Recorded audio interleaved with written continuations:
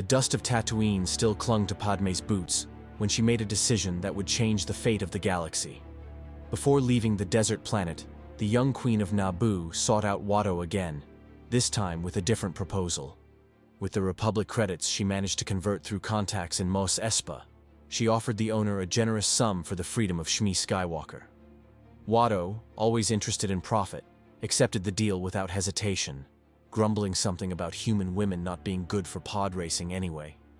Shmi couldn't believe it when Padme handed her the freedom documents, tears running down her face as she embraced the young woman she barely knew. Anakin, upon hearing the news, felt a wave of gratitude so intense for the senator that the force around him shone like a small sun, making Qui-Gon Jinn observe him with a mixture of astonishment and concern. The journey to Naboo was filled with emotion. Shmi watched the stars through the ship's window, still processing her new reality as a free woman. Padme talked with her about Naboo's green fields, so different from Tatooine's endless sands, promising to show her the lakes and waterfalls that adorned her home planet. When they finally landed, Shmi was amazed by the natural beauty surrounding her, the humid and fresh air filling her lungs in a way she had never experienced. Padme arranged a small house for Shmi on the outskirts of her hometown, close enough to visit frequently. The two women developed a genuine friendship, sharing stories about Anakin and about their own lives, a maternal and fraternal bond that warmed both their hearts. The former slave found peace in Naboo's gardens, growing flowers and vegetables, feeling for the first time in decades the simple pleasure of having choices. Anakin grew up under the rigorous tutelage of the Jedi Temple in Coruscant, but his regular visits to Naboo became the foundation of his emotional stability. Every few months, when missions allowed, the young Padawan traveled to the Green Planet, where he spent precious days with his mother and with Padme. Shmi listened attentively to stories of his training, offering words of maternal wisdom that no Jedi Master could provide. Padme, in turn, helped Anakin understand the political side of the galaxy, expanding his vision beyond the rigid teachings of the Order. In those peaceful afternoons in Naboo's gardens, Anakin was not just a Jedi, but a son and a friend, allowing himself to feel emotions without the weight of guilt. The constant presence of his mother, healthy and happy, drove away the nightmares that could have tormented him, and the connection with Padme flourished naturally, without the desperation that absence usually brings. This solid emotional foundation allowed his connection with the Force to deepen in extraordinary ways, his power growing not through fear or anger, but through balance and love. Obi-Wan Kenobi noticed the difference in his Padawan with satisfaction and a touch of surprise. Anakin demonstrated an unusual patience for someone so young and powerful, his natural impetuousness tempered by the certainty that he had a safe haven to return to. Master Yoda observed the young Skywalker during council sessions, his ancient eyes capturing nuances that others missed. Strong in the Force, this young one is, but balanced he has also become, he commented once to Mace Windu, who agreed with a thoughtful nod. The absence of the trauma that would have emerged with his mother's violent death, and the devastating guilt of a massacre fueled by vengeance, allowed Anakin to develop his powers organically. His ability to sense the Force in living beings expanded exponentially, his connection with the light side shining with an intensity not seen in generations. The other Jedi began to whisper about the Chosen One, not with fear or doubt, but with renewed hope that the prophecy would truly be fulfilled. The sands of Geonosis burned under the three suns when Anakin Skywalker faced Count Dooku in the execution arena, in front of everyone.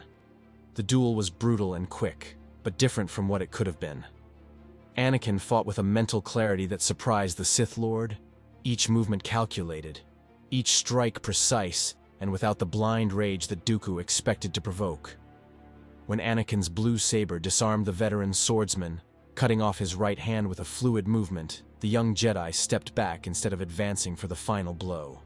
"You've lost, Count. Surrender," declared Anakin, his saber still ignited but pointed down, a demonstration of control that made Obi-Wan feel immense pride. Dooku, holding his wounded arm, looked at the young man with a mixture of surprise and something that could have been respect. before being captured by the arriving clone troopers. Mace Windu and Yoda exchanged significant looks, recognizing that something fundamental had changed in the unfolding of the galaxy's destiny. Dooku's trial in Coruscant was a galactic event. The former Jedi, now revealed as a Sith, remained silent during most of the process, his eyes frequently resting on Anakin, who testified about the events on Geonosis. When questioned about his Sith master, Dooku only smiled enigmatically, refusing to reveal the identity of Darth Sidious. "Do you think imprisoning a servant will stop the darkness that approaches, young Skywalker?" he asked during a brief exchange. "Your master will remain free, and the darkness has not yet been defeated." Anakin responded calmly. "Then we will face that darkness when it reveals itself, but today, justice prevails." Dooku was sentenced to life imprisonment in a maximum security facility, his connections with the Force suppressed by crystals, with creatures that created voids in the Force. The Count, however, seemed strangely serene in his cell, as if he knew something the others didn't.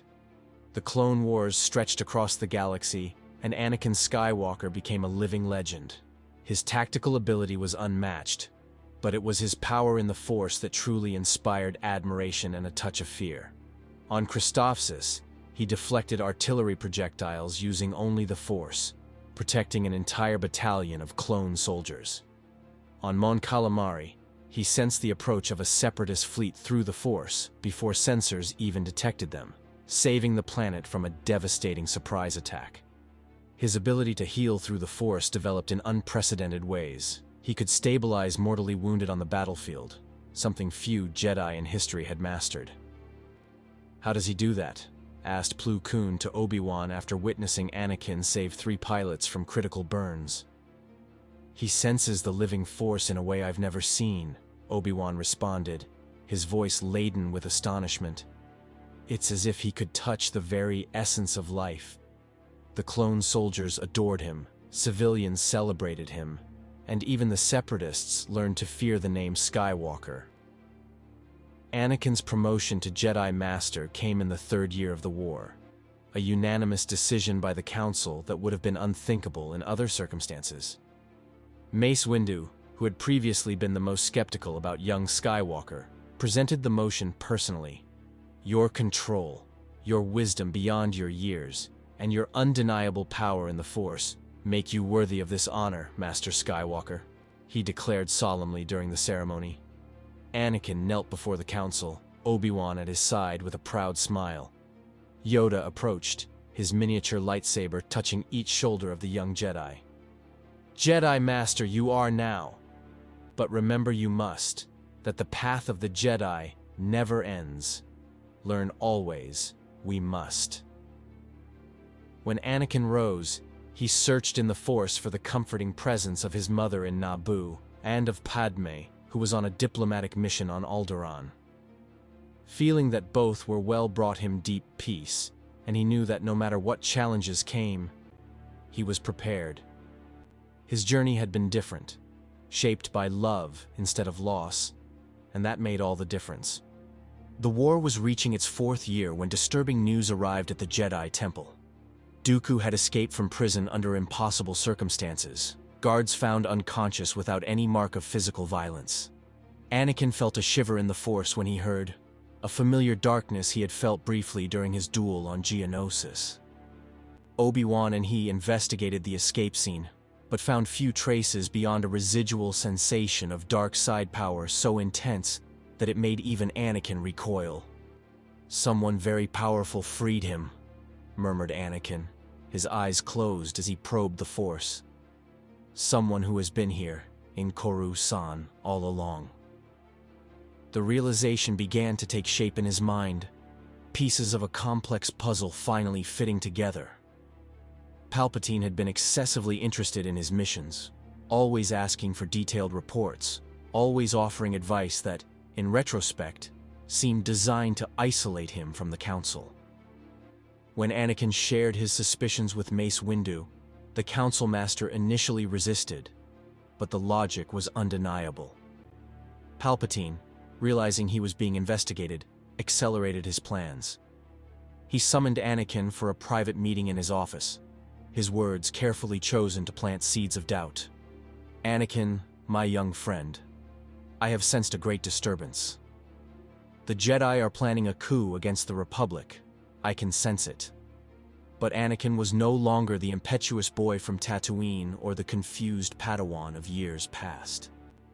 "Supreme Chancellor, with all respect, I don't sense any betrayal from the Jedi. What I do sense, however, is the dark side emanating from this office." Palpatine abandoned his gentle facade, his eyes yellowing as Force lightning began to dance between his fingers. "Then you have chosen to die with your arrogant Jedi masters," hissed Sidious, revealing himself completely. The battle in the office was brief but intense, Anakin defending himself from the Force lightning while calling for reinforcements through an emergency communicator. Palpatine, realizing he couldn't convert or kill Anakin quickly, fled through secret passages in the Senate building, leaving only the echo of his malign laughter. The revelation that the Supreme Chancellor was the Sith Lord Darth Sidious shocked the galaxy to its foundations. Padme, rushing back from Alderaan, organized an emergency Senate session, her voice firm as she presented the evidence collected by the Jedi. "We have been deceived, manipulated to war among ourselves while a tyrant built his empire in the shadows," she declared, her passion inflaming the present senators. But Sidious was not defenseless. From the hideout he had maintained since the times of Darth Plagueis, he contacted Dooku, and together they planned a final attack. They chose the Jedi Temple as their target, taking advantage of the fact that many Jedi were still scattered across the galaxy on war missions. On the night of the attack, sirens echoed through Coruscant when the two Sith Lords invaded the temple, accompanied by a droid battle army that Dooku had kept hidden. Anakin felt the disturbance in the Force instantly. He was in Naboo visiting Shmi and Padme when the darkness exploded in his consciousness like a sharp scream. The race back to Coruscant was the longest of his life, even in the fastest ship available. When Anakin arrived, the temple was ablaze, battles happening in every corridor. He found Mace Windu and Yoda defending the council chamber against the onslaught of Sidious and Dooku. "Arriving in good time you are, young Skywalker," said Yoda, deflecting a lightning attack from Dooku. "End this. We must." Anakin ignited his two lightsabers, the traditional blue and a second green one he had built years before, his stance balanced and centered.